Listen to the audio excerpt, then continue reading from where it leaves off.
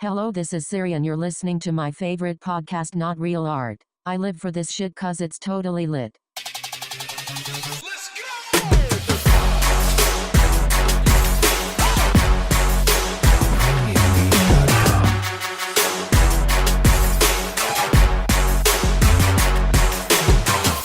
Greetings, artists and art lovers.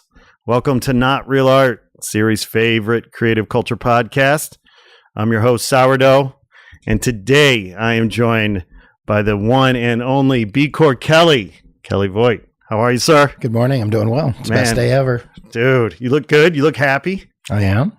But you know something I don't know? Gratitude will do that to you, so I'm just trying to be grateful. I'm not trying. I mean, I am grateful. I'm just We have a lot to be focusing on grateful for. I do, as do most of us. What are you feeling grateful for today? Well, the simple basics I try not to overlook and take advantage of, and that's my health and my family, right? So all that is clicking, and I dwell on that, and I meditate daily, and that's a focus of it. So I start with that every day. And then, creatively, there's just a lot of interesting things happening right now, not the least of which is the stuff you're doing, which I find very inspiring, as I was telling you earlier. Awesome. Thank you. And so there's just so endless opportunity and possibilities seem to be unfolding. Yeah. And I'm choosing to pursue that, I guess, and give it with intention. With intention. Well, but you mentioned the F word, the family. The other F word. Where you were going with that. That's right. I'm a dad too. And, we have that in common. And, although my kids are way young, I have a daughter who's 6.5 and a son who's 2. I need help, brother. Help a brother out. Like, how did you do it? You didn't get the manual, huh? Okay. Oh, there's a manual? If only. It all is tied together, right? Everything is rooted in love, compassion, gratitude, and appreciation. So no matter what you're doing, when you're rooted in that, you're going to be set. So that's the start. Managing expectations. We want the best for our children. In a weird way, we want them to not do anything that we did that made us who we are, right? So my kids are older. I have a daughter in college. I have some adult children. My youngest is now, 17, It's junior amazing, in high man. school. So cool. So they're And those are the ones those are the only ones you know about. I mean, what? So, they're pushing boundaries. They're testing limits themselves. Right.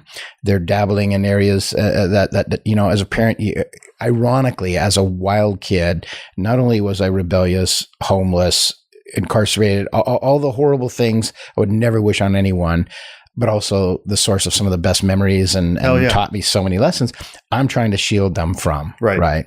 So I have to remind myself that it's okay for them to fall, to trip, to make mistakes. And that's my little bit of advice, is to let go a little bit. So, I mean, in all candor, one of my greatest fears as a dad is that I don't have the tools, right? That I need to be a good parent, a good dad, because, when I think about my dad, right?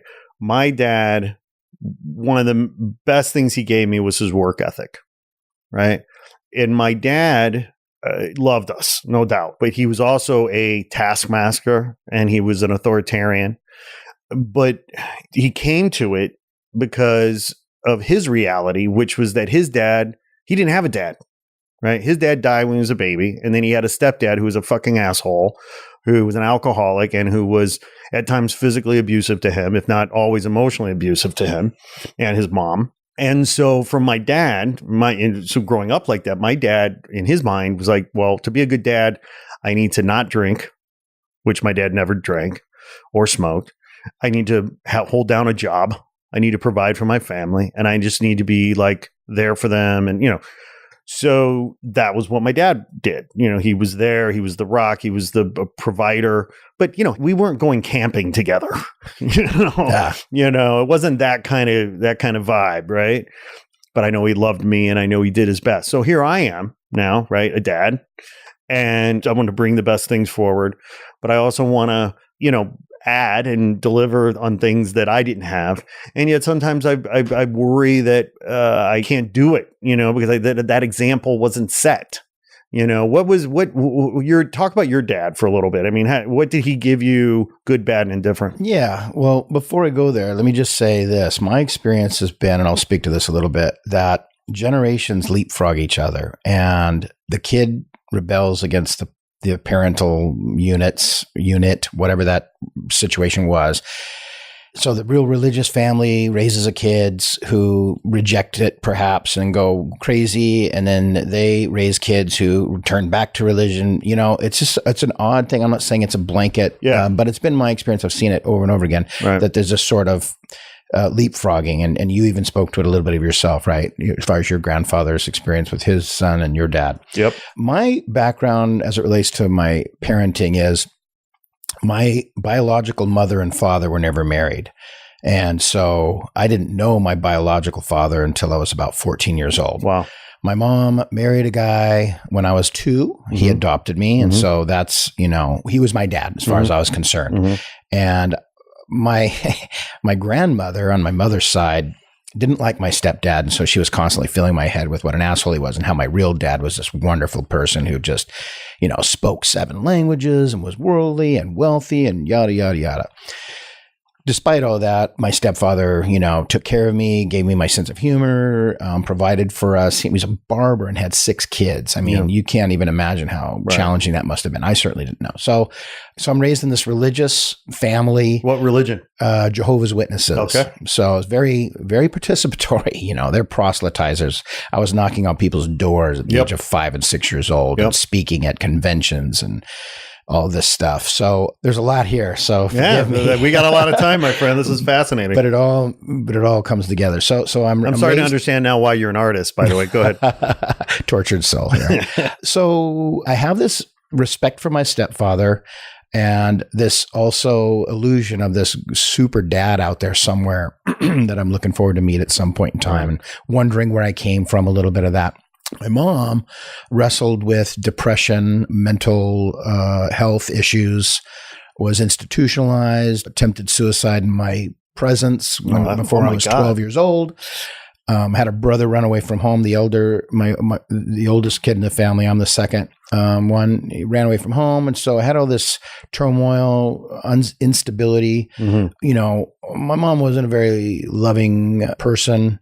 And her mother was not either. So again, to your point, I saw this pattern developing. So at the age of 16, I bounced. I dropped out of school. I got a job, moved in to an apartment, and started my own life at a very young age.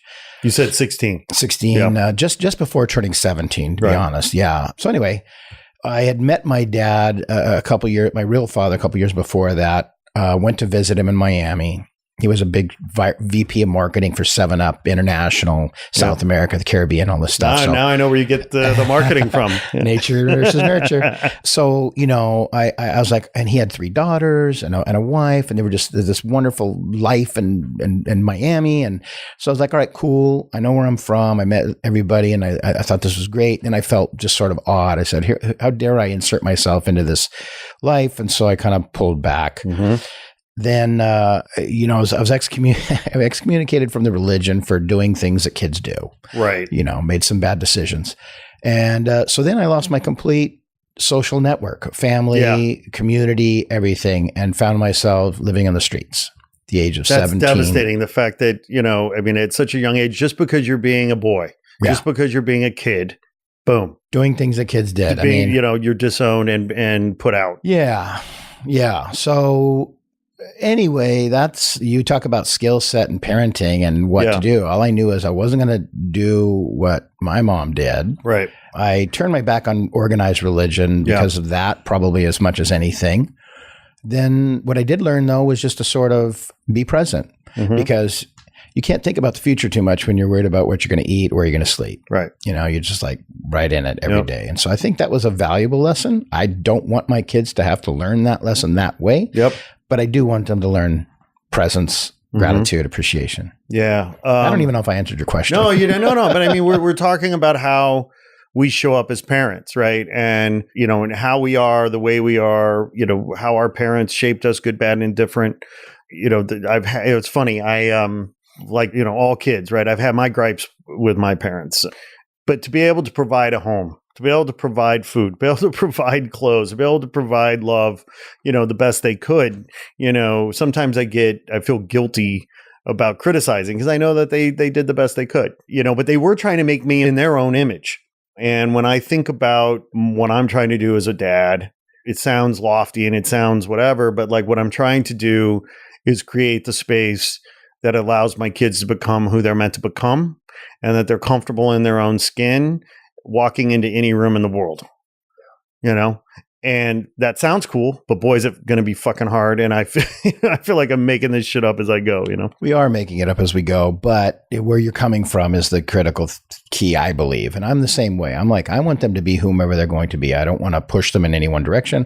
I'm not leaving them to fend for themselves as children, of course. Right. But at the same time, let them explore, learn, try different things, question authority, question beliefs. Yep. Adopt belief systems. That's what is the DNA of who we end up becoming. But again, just warmth, love, acceptance, support, encouragement, all of those things. Not this, blind participation trophy sort of approach. I like to challenge them and celebrate when they challenge themselves and overcome adversity or challenges and difficulties and so on. Yeah. But definitely, self-worth and feeling appreciated, loved, and belonging. That confidence is critical. I was just reading an article yesterday about people of means, wealthy people, generational wealth. They possess a skill or a trait rather, skill. Yeah. They possess a trait of confidence, and the studies suggest it's overconfidence. Right. They often feel they're more competent at things than they actually are statistically. Right. And then that bleeds over too. So people then imbue this sense of competency based on confidence. Right. And if you think about it, a con man, I'm sure everybody knows this, comes from the term confidence. They build confidence in their story in you in order to get you to invest in them. So while that can be misapplied and taken, advantage of, it's a good thing to have in your children, to build in them as confidence. You're not going to get bullied as easily if you're comfortable with yourself and you're confident, and you're going to be raised to stick up for others and reach out and appreciate others. All those are valuable qualities, especially as we move into the through the 21st century with technology and artificial intelligence and all these skill sets that we don't know our children are going to need from a practical standpoint. Right.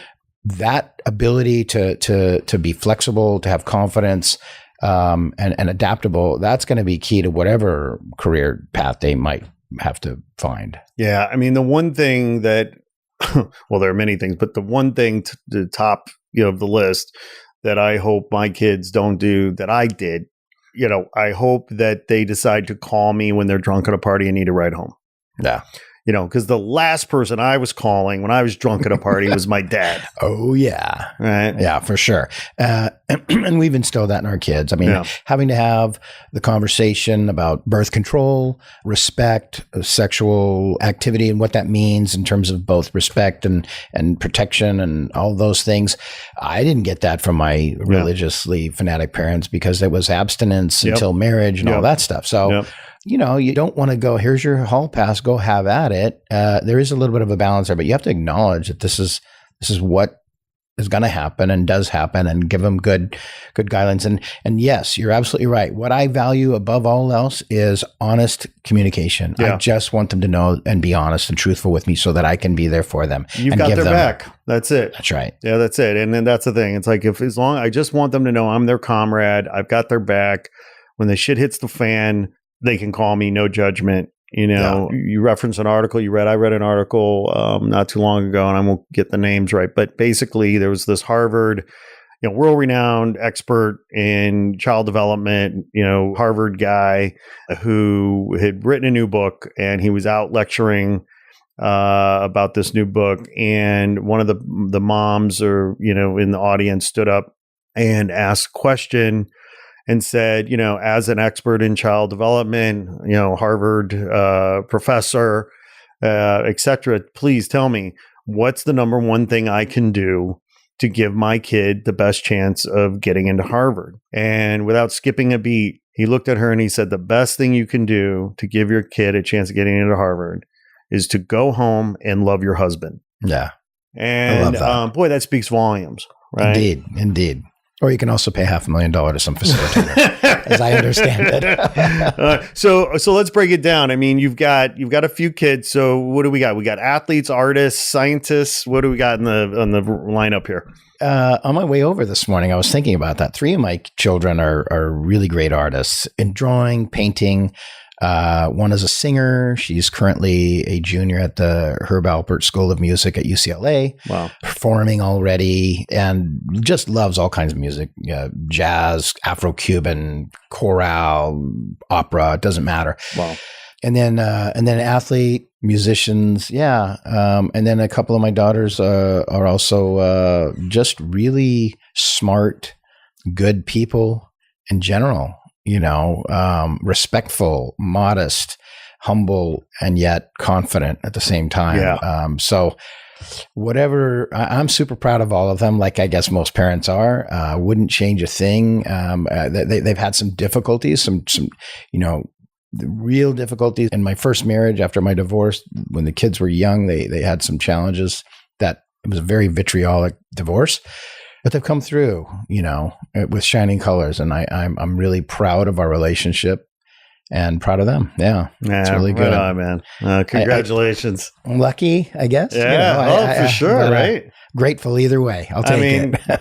Well, that's the thing. You gotta have some good luck on your side as well, right? I mean, how many parents are in situations that are extra tough because they don't have that good luck? Yeah. I mean, unfortunate circumstances. It's not bad parenting. You can get hit by who knows what. That's right. Health and otherwise. So again. So are any of the kiddos going to follow in the family business? Well, 2 of my oldest daughters work for BeCore in the accounting department. So there is that. My oldest son worked for us for a while as well. The younger 2, I don't think so. Chloe has got her music eye on music. It doesn't matter whether. I mean, she was looking at music therapy as a potential career. Very cool. Besides just performing, teaching, all of that. And then my son will figure it out. He's right at that age where, last year he was going to be on the Lakers and also play for the Saints, so all that was covered. As he gets older, he's starting to look at other things. Sure. So we're at that point where we have to start. As I said, I didn't even graduate high school, let alone college. So I don't know how to tell him what to do. I'm critical of the education system personally. 100%. No, I mean, I think we put a very unrealistic, unfair pressure on kids to answer impossible questions at 17. What are you going to be? What are you going to do, for the rest of your life? It's ridiculous. It's a journey.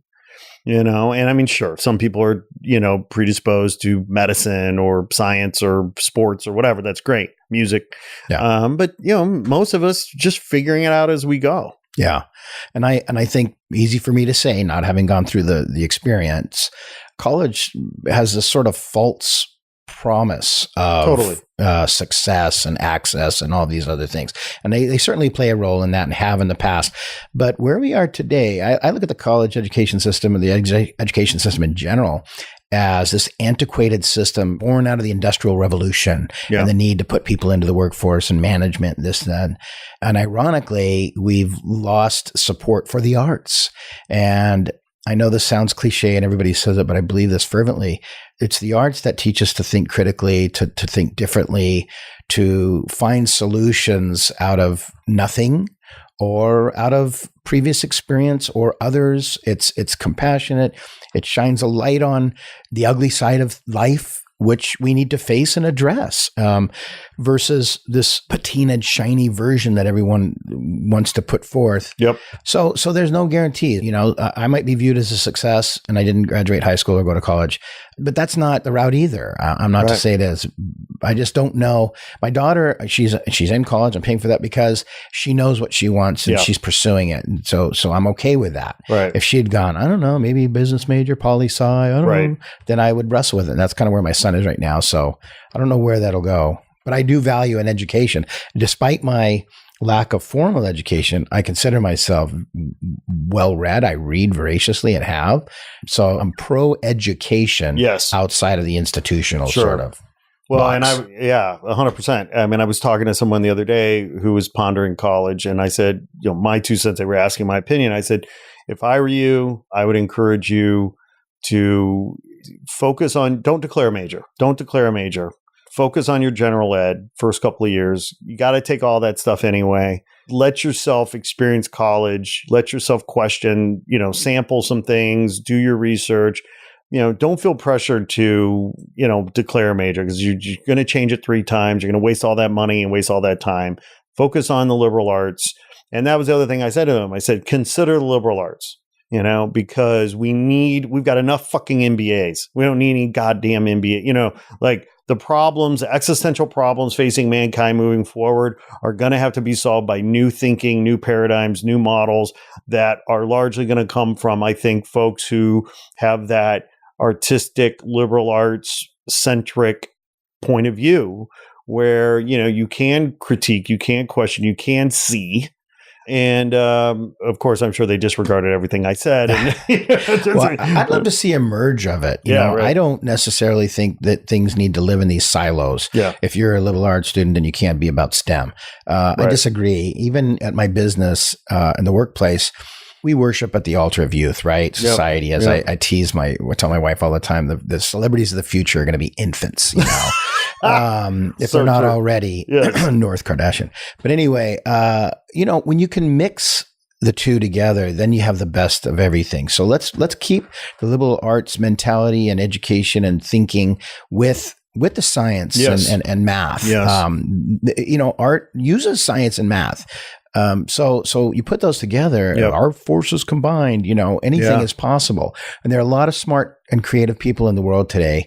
If we could get away from just focusing on how to build better weapons or make more money, we could solve some of these other issues. I on my way over today, I was listening to an interview, or I was on the news, this general, retired admiral or general or something, military expert, what's your biggest fear? Iran, Iraq, this, that, Korea. He said, education. That's my biggest fear, is we're not educating our youth, and that's going to be a problem. And I for once agreed with one of the hawks. Well, by the way, and it's funny, and it's interesting you bring that up, because I have said myself for a while, like in my frustration with the Democratic Party lately, or politicians generally, is what I call lack of imagination. These we use the same old parlance, the same old jargon, the same old paradigms, the same old rhetoric to talk about stuff, when in fact we need new ideas. We need, so the point I'm getting at is the idea of education and even healthcare. Like, isn't there an argument to be made? I think there is an argument to be made that education and healthcare for our citizens from 0 to say 21 or 23, whatever, should be a function of the defense budget, right? Because what good is a country with citizens not worth defending? If they're dumb and they're unhealthy, and why wouldn't we want a citizenry that was the most educated? And because if your citizens are the first line of defense anyway, you want them to be smarter, you want them to be healthy. Let's pay for it out of the defense budget. Yeah, if we can build a wall out of the defense budget, we can certainly educate people. I agree. It's a holistic view at the thing, right? I think it was even Churchill was speaking about art, said if we're not going to appreciate art, then what the hell are we fighting for? Right. We have this society and culture is what we're at the end of the day all fighting for. Well, and you and I mean, we come from similar backgrounds in terms of our careers working in brand marketing and consumer engagement and what have you. And so, there are these phrases, right, that we hear, and, human-centered design is one of those phrases, right? And, what I wouldn't give to have a politician say, we're actually working towards a human-centered government with policies designed with humans in the middle and around human needs. That's that new language, that gets beyond socialism, that gets beyond some of these ideas. We have this hypocrisy where we'll talk about, the government, we fetishize, business, we need to run our government like a business. Well, I don't agree with that necessarily, but I do think there's a lot of things we could learn from business, and, human-centered design principles would be, I think, very helpful when you think about, policy design. But of course, they design policy overnight and rush these things through the House and Congress. And of course, good design takes time. Yeah. We're in a constant state of reaction, Band-Aids immediately, finger in the dike, whatever, you want to apply to it. The government has become this giant machine that is not going to change overnight. And we get hung up on vernacular, right? Yeah. Socialism, democratic socialism, conscious capitalism versus capitalism, all this stuff. Yeah. It's silly. Let's just talk plain and get to the core. Let's get off the symptoms and get to the, the real root of the issues here. Right. There is so much rhetoric, and most politicians are glib and charismatic and well-spoken. And this is probably a big part of the attraction of Donald Trump, is he doesn't speak that way. He takes like the regular folk or the uneducated whom he loves. So, I love language despite my lack of formal education. I'm a big fan of etymology and where words come from and what they mean. And, communication is the crux of any society, right? Yeah. It's how we share our ideas. That's why I love art so much. It's another means of communication.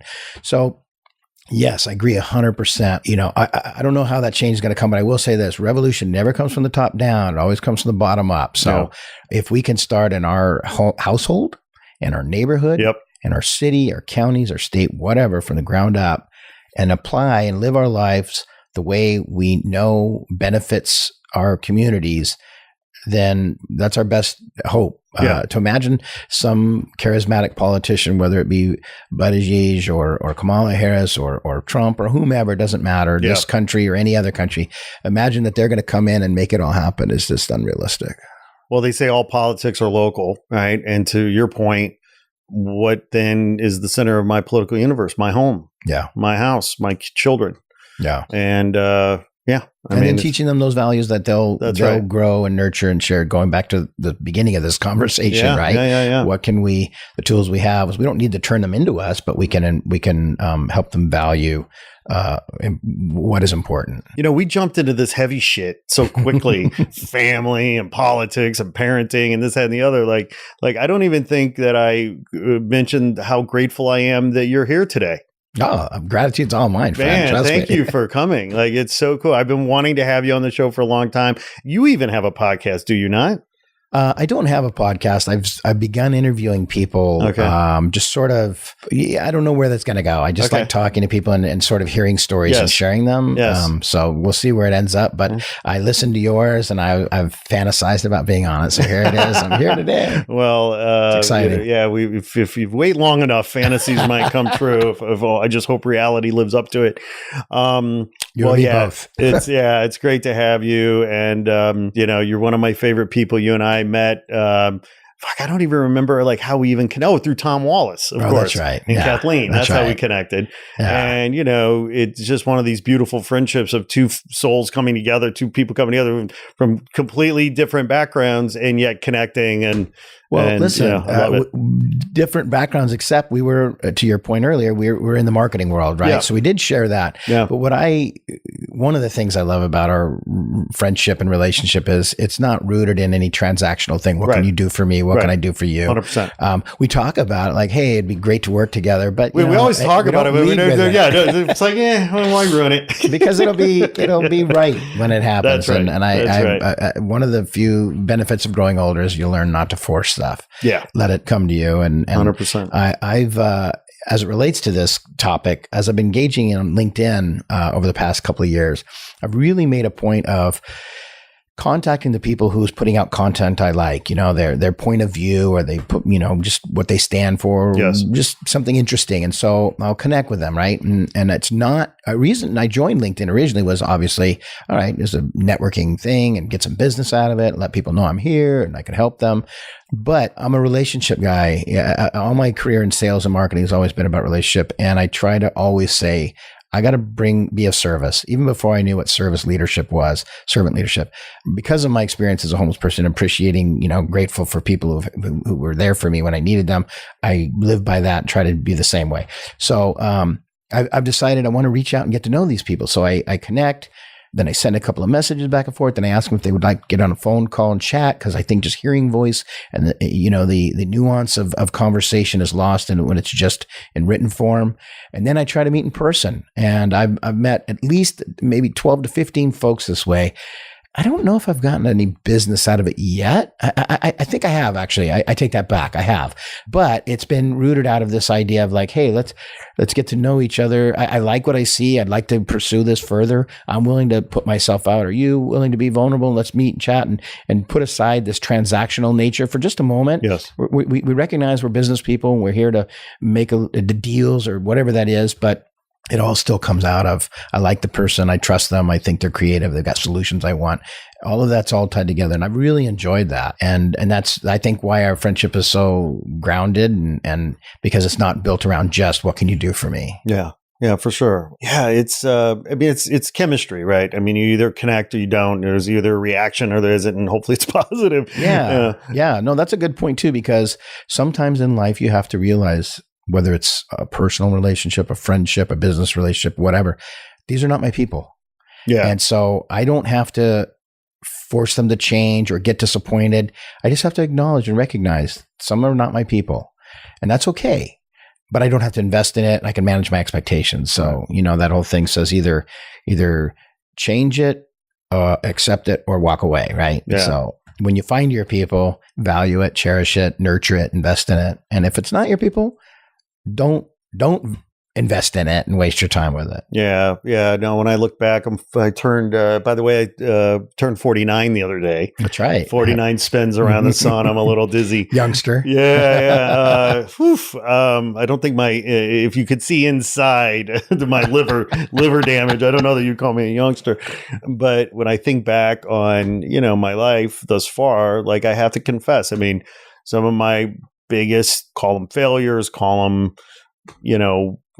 failures, were because I was listening to my head and not my heart. I was listening to my head, my mind, and not my intuition. My gut was trying to tell me that person's not right, or that deal's not good, or, but because my head was, my ego maybe was so in play, it's like you're trying to fit that round peg in a square hole, saying, no, if I can, if I just say this, or just do this, or if this just happens, it'll all be okay. And of course, it never works that way. And, to have that sense of self and that intuitive connection to identify those relationships that are healthy. Mm-hmm. And walk away from the ones that are not. I mean, that hopefully is something you get better at over age. I know some people who are still struggling, but yeah, the ego is a very powerful force. There's a lot of conversation and a lot of study going around that right now, and it serves a function. Yeah, I mean, there's talk about ego dissolution.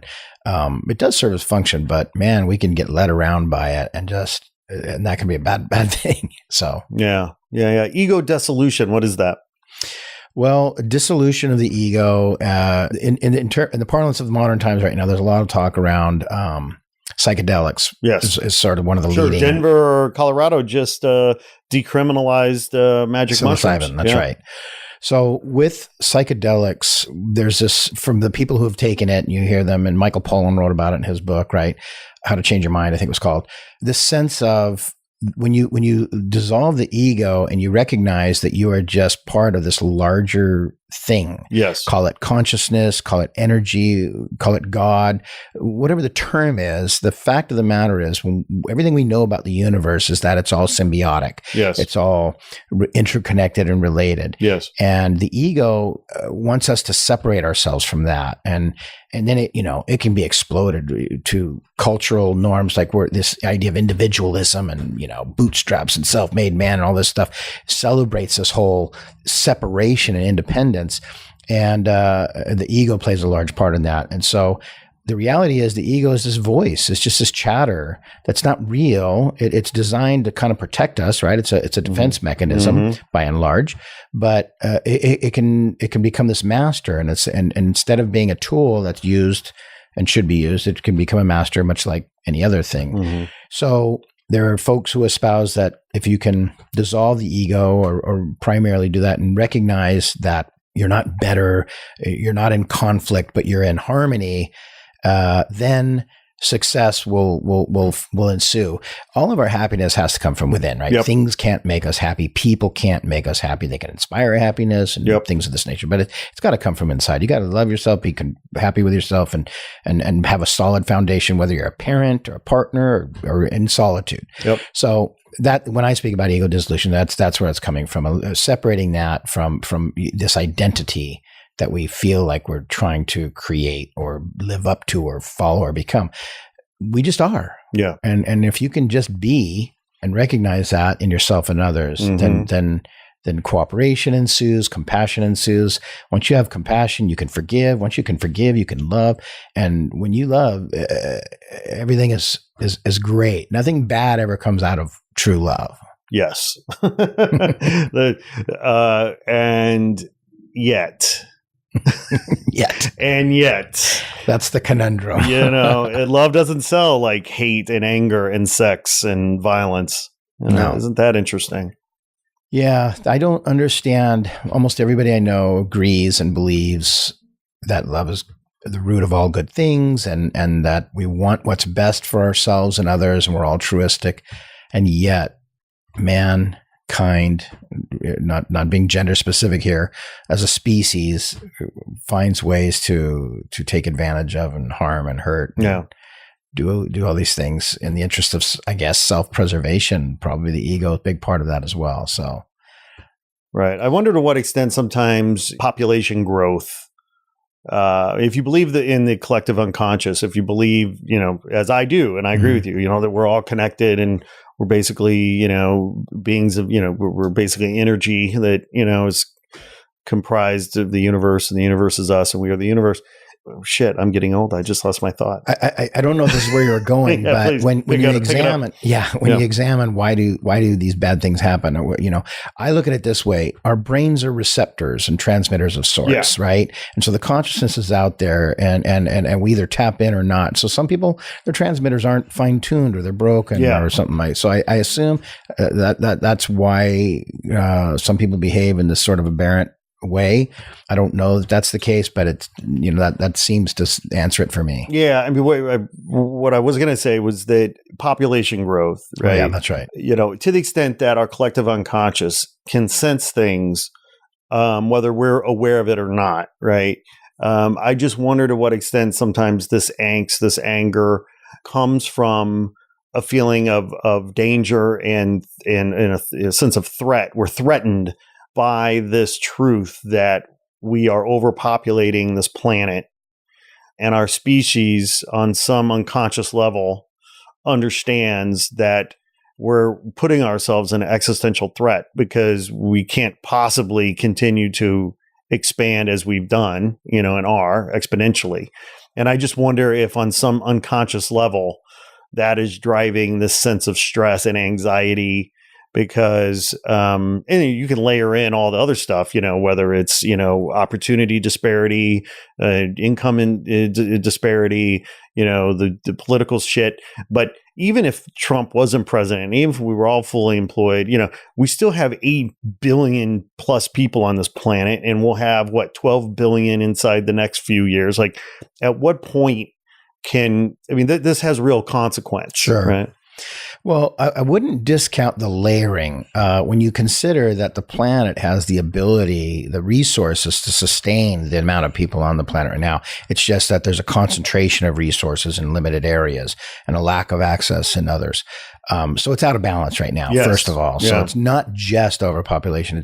The root is that the resources aren't allocated across the board.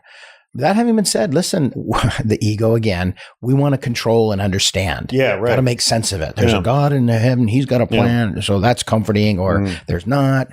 We want to know. We want to figure it out where it's happening. But the reality is we don't know. Yeah. And so it's going to do what it's going to do at some level, right? Yeah. We are reproducing, and some species disappear and new ones evolve and adapt, and we're just another one of them. So we are getting real heavy on stuff here, but we do have the ability to take care of ourselves right now, despite the number. So it's a priority thing, right? Yeah. There's all kinds of issues and problems we can think about. Just limiting the population is not going to solve it as quickly as if we said, hey, let's adopt policies that say we're going to take care of those that need to be taken care of in some form or fashion. I'm not advocating one political ideology, just a general sense of do what's right, take care of the community. Yeah. And the community, I love Russell Brand's He's on fire right now, by the way. Shout out Russell Brand. He is on fire. He talks about immigration. He goes, you do realize that, an immigrant is someone who used to be standing over there, and now they're standing here. Exactly. Like when you break it down in simple terms like that, it's such a wonderful thing. Remind us that we're all together. No, exactly. And I want to be clear, like getting back to gratitude, like I am so grateful to have my fleeting moment in the sun, to participate in this crazy thing called nature and the universe, and, to have a physical body and to be able to, personify my consciousness and sit down with you today. And it's all going to be what it's going to be. That's right. Nature wins in the end, dude. Like I'm totally cool with that, We are just here for the ride at some level. It's just, are you familiar with Robert Service? I don't think so. Okay. He has he was considered himself a rhymer, although some people would maybe call him a poet, but he was hugely popular during kind of gold rush kind of era. And he wrote a poem called The World's All Right. The World's All Right. And I'll send it to you because it's kind of long. Otherwise, I just read it to you now, but you dig it. I would love to read it. The world's all right. Serene, I sit and cease to puzzle over it. Beautiful. Nature knows what she's about. And it just goes on and on. Yeah. But anyway. So true. So true. But a little different than the Who's The Kids Are All Right. That's right. But in the meantime, we have, what do they call, kitchen table issues at hand. I mean, you have payroll to meet, my friend. How's business at BeCore? Gratitude prevails yet again. We recently hired a guy, Steve Dupay from GMR Marketing, a couple $100 million agency in the Midwest to come and help us learn what we didn't know. So since his coming on board, things have really we've matured, kind of gotten a little bit sharper. I'm really proud of what my partners and I have built, Mark and Nicole and I, out of a garage in Hollywood, 20 years ago to working with some of the most notable brands in the world. Yep. But more importantly, mentoring young people, women, people of color, of any background, helping them learn the business. Many of my former employees have gone on to start their own companies. I'm proud of that. So we were doing some really good things. Then kind of plateaued as it relates to growth, which, that's a necessary component of capitalism. Yeah. It's a requirement. Yeah. So the idea was, what do we do from here? And so we brought someone in to help us just learn things. None of us had a traditional marketing background. Mark, the founder, was a restaurant guy. I was in the sign industry. Nicole, our CFO, was a Disney princess in Disney Tokyo. So just we didn't have that formal kind of training. And so we're going back to school right now. And so it's proved immediately beneficial in terms of profitability, the type of work we're getting. We went from kind of producing events and things and creative to being invited to the table for strategy conversations and planning out ahead. And that's a beautiful thing. Experiential marketing in general has been sort of the redheaded stepchild up to the, last couple of years. Yeah. And so it was always, hey, we got a couple bucks left over. Let's do an event, or let's do a thing or a tour or a pop-up or whatever. But now this idea of not selling to people and yakking at them and talking at them, but really engaging puts us in a sweet spot. And so we bring 20 years of experience to the table, and that's being recognized, and that's rewarding, not just financially, but dare I say spiritually. It's rewarding to feel like you're doing stuff that matters in the real world with real people. I love that about our work. Yeah. So it's great. Yeah, you guys were on as I recall, I could have this wrong, but you guys were on the tip of the spear when it comes to experiential marketing. I feel like we were. I statistically, there are some agents out there who have played in the space before we did, but we solely did that from day one, right? And viewed it as such, viewed it as real engagement, not event marketing or event production, but it was real engagement. Engagement, yeah. Our name, BeCore, was about being authentic. Sorry to use the A word, but it's not a bad word just because everyone else makes it a bad word. To be, authentic, credible, real, listen. Yes. Don't imagine you know everything, and don't listen to some 60-year-old white dude saying what the kids are all into. That's bullshit, Yeah. There's a guy out there right now by the name of Greg Witt who talks about Generation Z, if we have to put a label on things, but he talks with them. And so he's bringing insights that are coming right from the kids, not his perception of what the crazy kids are doing these days, like that Steve Buscemi meme, hey, fellow kids, or whatever it is.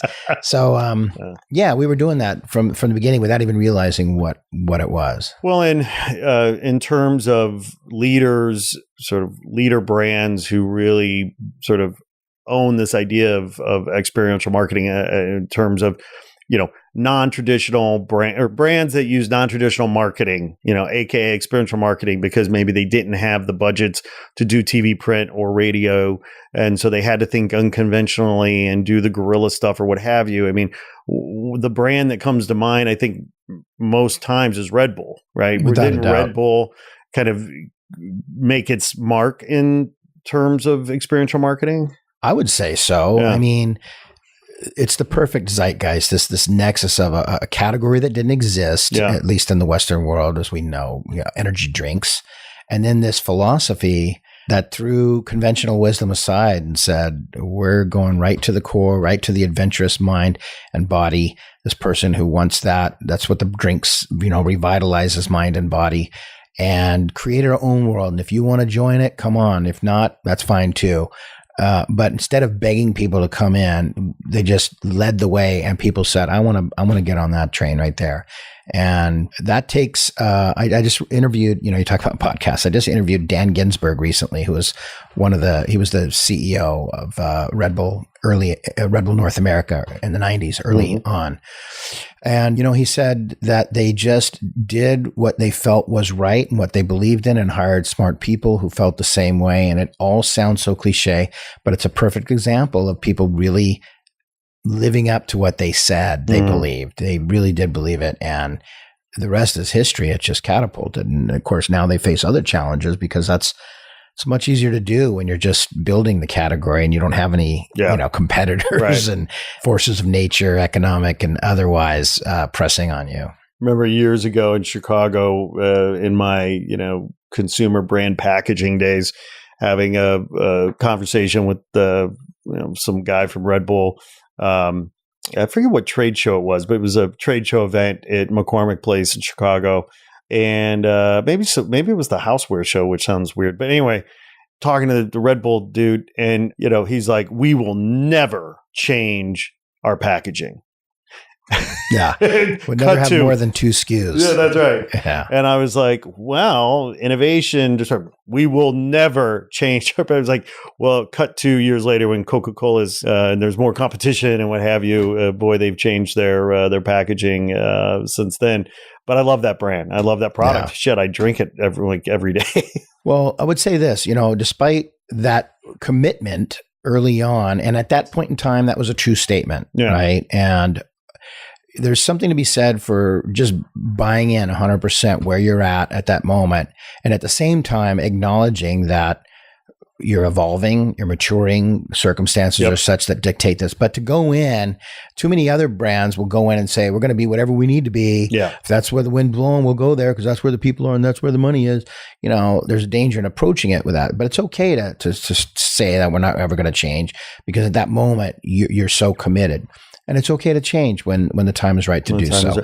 A teenager shouldn't act like an adult before they're ready to, but an adult shouldn't act like a teenager necessarily either, right? So I don't know if that's a good analogy. One of the cool things that Red Bull, has always done, they've done so many things, but one of the things I've always appreciated is their embrace of art and culture. Yes. Right? And they really own that and really carved out, and I think set a beautiful example for other brands in many ways. Yes. And BeCore does a lot of work with art and culture. Yes. Yes. Kind of like what you were talking about as we talk about society's issues. Red Bull took the long look, the long approach. And when you support art and culture, you're doing a good thing for the community. You're respecting and acknowledging that community. You're giving first. That's rewarded with loyalty afterwards and respect and appreciation and admiration, which in turn can bubble down to sales. We support the arts because we like them. We're in the arts district. Many of us are artists. They're the people I respect more than athletes personally, or certainly politicians. And so, we're, as a marketer, we're about culture. We have to know what's going on, but you have to contribute to culture. You can't just consume it. Yep. And a marketer needs to, especially if a brand's coming to me and saying, "Hey, we want to talk to the audience." I have to know who the audience is and what they're about. And if I don't have to know it personally, I can't know everything, but my team has to, we have to be tapped into those folks. And by supporting the community, the art community and culture, that feels good. It's rewarding. And it also has the other dividends that paid off. Right now, more than ever in a long time, artists are getting their fair due and their fair share. And what I love about the art that you and I are kind of closest to, which is graffiti and street art, is it's available to the masses. Yes. An artist can make a decent living selling $20 to $100 prints or t-shirts or hats or whatever. And so our job is not to make them wealthy or rich, but they should be able to live, and we should support them so they can continue to provide the art that satisfies our soul and inspires us, right? Yep. And so now artists more than ever are being recognized and appreciated, and I think that's a good thing. The pendulum always swings. In the 70s, music in particular, like rock stars and musicians were just wealthy and famous beyond recognition, and now that's harder to do because of technology, but you have access to the fan more directly, and so there's a paradigm shift happening in art. And right now, it doesn't have to be so elitist and just for those with money. It can be for every person. I love the Banksies of the world, and the Man Ones, and the Risk, who are just out there doing beautiful things that we have access to. You can purchase it and bring some home and be a part of it without having to be, rich, and yet you're supporting them so they can continue to support themselves. It's a beautiful symbiotic thing that's happening, and brands are tapping into it, which on the one hand, I'm grateful because it provides resources for the artists, but it's a slippery slope. Brands like Red Bull are not asking for anything in return necessarily, but then you have other brands that are just like, "Hey, will you shove my shit in your art and make sure that you blah, blah, blah, so I can sell more of these things." Maybe I'm being naive, but when it's so blatant, it taints it. When it's like, "I'm here to support you," and hopefully people will appreciate that and respond in kind. That's cool. That's democracy. Well, the drum I've been beating over the last few years in terms of this is like, it's prediction too. I think eventually this will happen, but I think eventually brands will do deals, will do endorsement deals with artists like they do celebrities and athletes. Yeah, I think we're even seeing some of that already. Right? But to be a real art patron. Yeah. And to say because brands these days are looking to build goodwill, right? They're looking for that social currency. They're, trying to do this in an incredible way, right? That rings true. And for pennies on the dollar, they could become an art patron to an artist. And then that artist is, with not a lot of, very little, if any, kind of quid pro quo, except that, because, the brands these days, right, they need content for those social channels.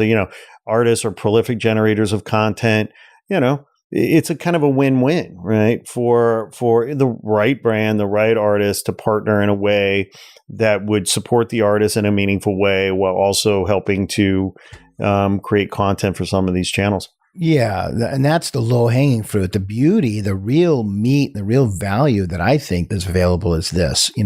Athletes are supported by brands because they're aspirational and they make us want to be better and confident that we can overcome things. And artists, whether it's paint, sculpture, music, poetry, acting, doesn't matter. They reflect the real world and they shine a light on it. And sometimes you shine a light and you see a couple cockroaches in the corner or whatever. Right. So we're at a time right now where brands are having to recognize that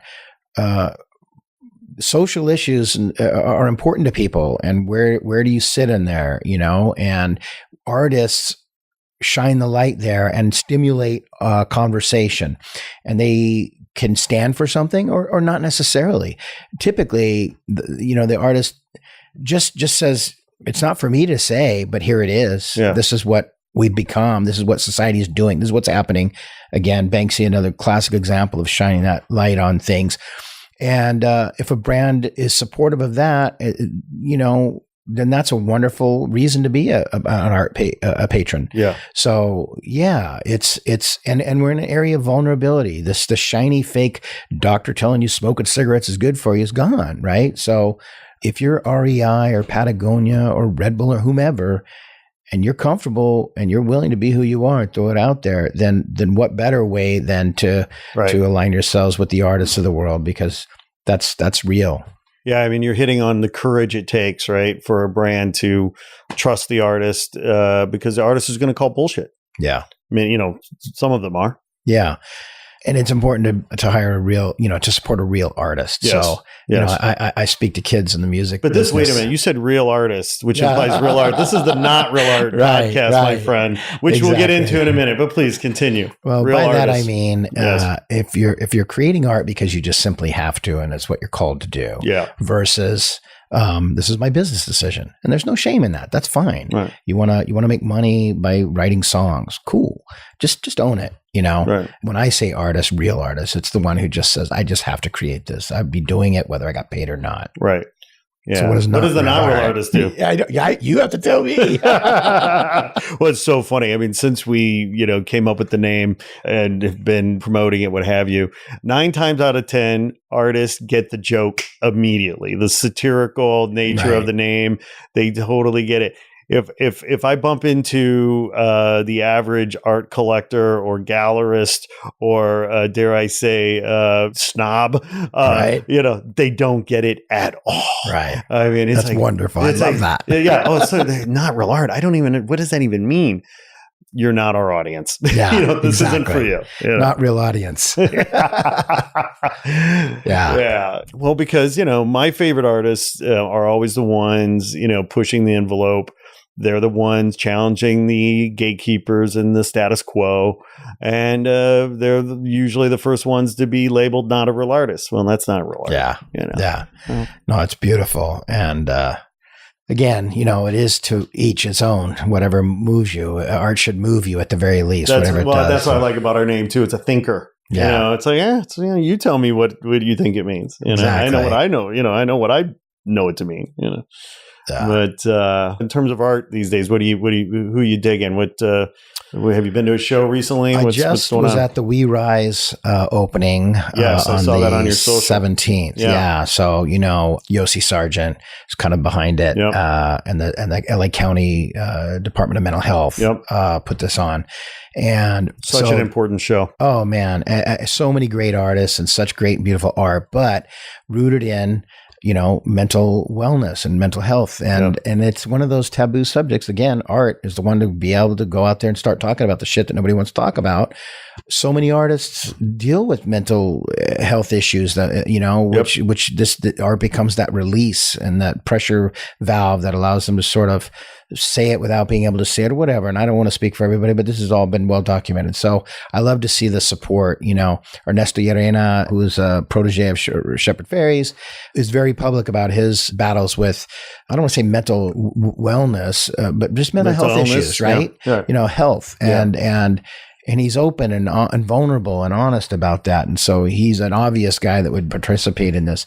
And then they're having panels and speakers from within and without the art community that what it's like when someone just shares their story, that's your story, and you were embarrassed to talk about it. Yeah. But as soon as someone else talks about it, then you're like, okay, I don't have to be so weirded out by this. I'm not so strange, and I can speak up and I can listen and I can hear what's working for them. Those are the keys to finding solutions and health. It all starts with acknowledging it, right? Everybody says that the first step in solving a problem is acknowledging there's a problem. And so that's wonderful. So that's been the most recent thing I just attended, and I'm excited about it. Just down the street is the Wisdom, which has some really incredible art too. If you haven't had a chance to see that, highly recommend it. Live music with art. in these geodesic domes, with projection mapping, and it's on the same street, Palmetto, downtown. Those are the two things I've been involved with. I'm intrigued by this trend towards artificial intelligence in art. There's the Instagram star Lil Miquela, right? Proclaims to be a robot or artificial intelligence, is user generated. It's blending, and they're interviewing real people. And you might have seen the Calvin Klein commercial with Bella Hadid.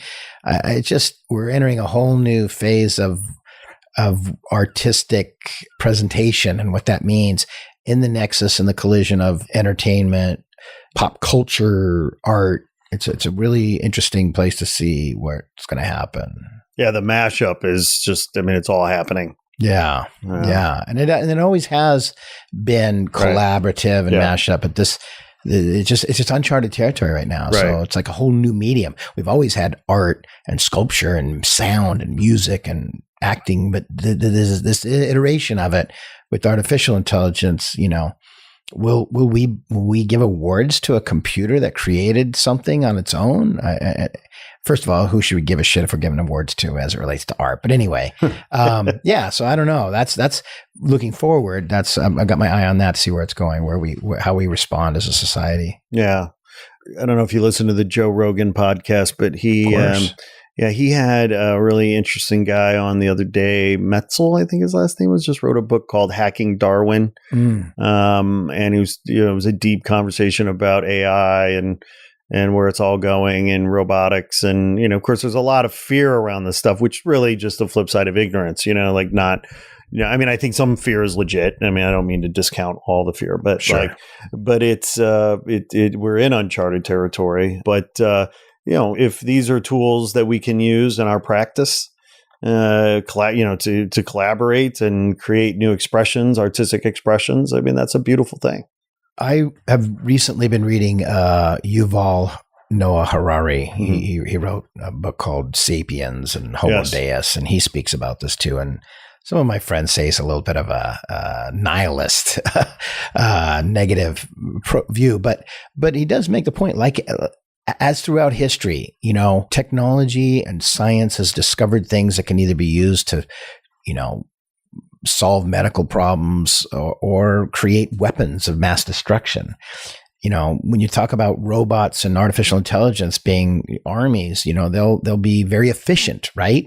But they also won't have any kind of empathy or at all. So, soldiers, like it or not, and I even hate to have to use war as an example, but they have to make snap judgment. Police, teachers, paramedics, soldiers, all these people have to, make decisions based on sort of the human element. And if we eliminate that, on the one hand, you're going to get extreme efficiency and accuracy, but we don't know what the cost is on the other side.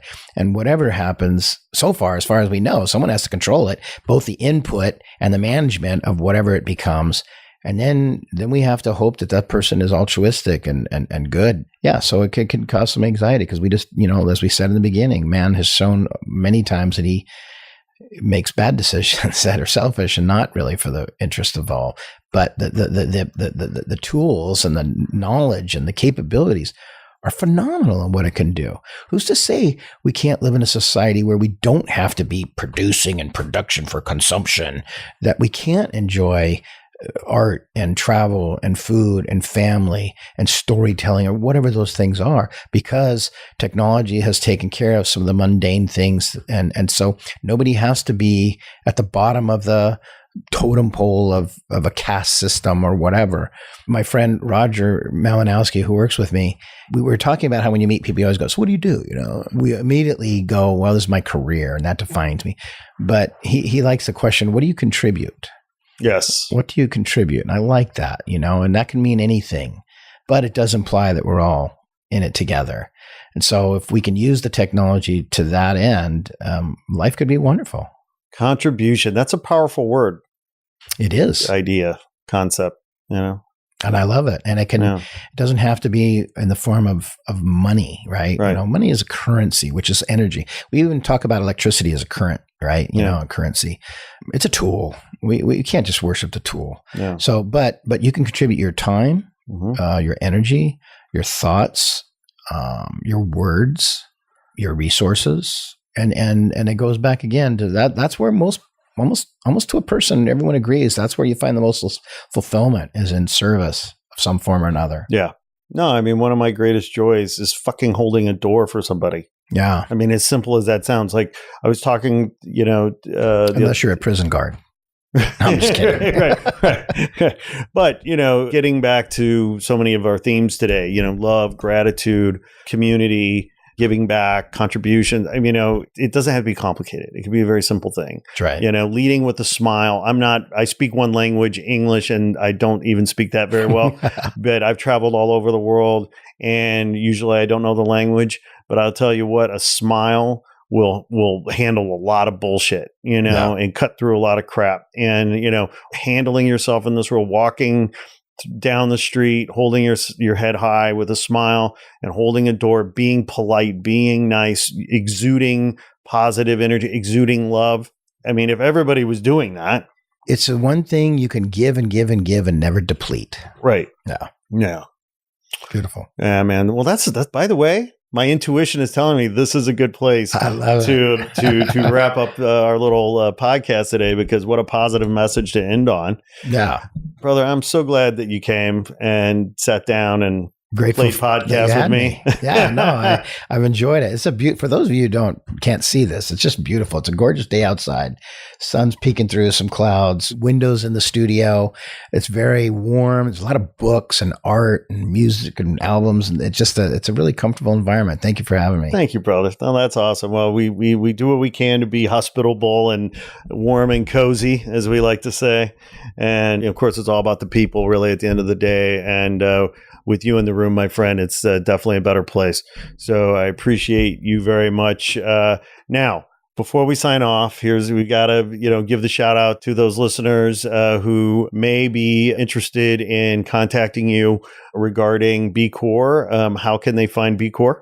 Yeah. So our website is becore.com, BeCore. We're downtown LA, but we work all over. We've got a great group of diverse individuals who are more than happy to help. We're about the real world, real experience. If you want to connect with your audience, we eschew terms like targeting consumers and all that. We're in the real world with real experience, connecting audiences and helping you help them. Then that's when you want to think of us. And if it makes you feel better, you'll be in company of Red Bull and Microsoft and Nike and Harley Davidson. Just some of the more well-known brands of the world have entrusted us to be a partner, and we don't take that lightly. And we'd love to be one for you. And you serve it all with love, which is fantastic. I mean, that's not bullshit. Kelly, my friend, you're the best. Thanks so much. Thank you. Peace out. Hey there. Thanks for tuning in. Please be sure to like this episode and share it with your friends on social. And if you haven't already done so, please be sure to press subscribe and follow us on IG at Not Real Art Official. We appreciate the support. Sourdough out.